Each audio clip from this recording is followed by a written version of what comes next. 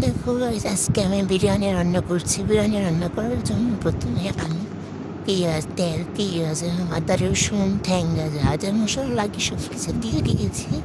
দিয়ে একটু কষিয়ে নিব। তারপর মাংসগুলো এক পাশে বসিয়ে দিয়েছি। মাংসগুলো কষানো হচ্ছে।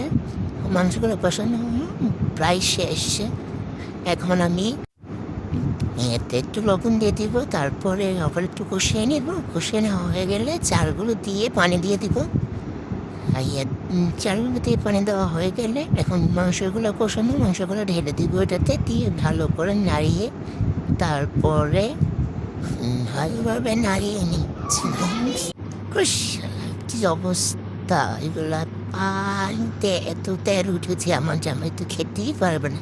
নাড়ানো ভালো করে শেষ হয়েছে। এখন একটু সামান্য পরিমাণে পানি দিয়ে দিব। পানি দেওয়া হয়ে গেলেই তোমার আবার আমরা ঢাকনাতে ঢেকে দিয়েছিলাম। এখন একটু একটু বলো পড়তেছে। আমরা আবার ঢাকনা দিয়ে ঢেকে দিয়েছি। তারপরে এখন এটা প্রায় 90% হয়ে এসেছে।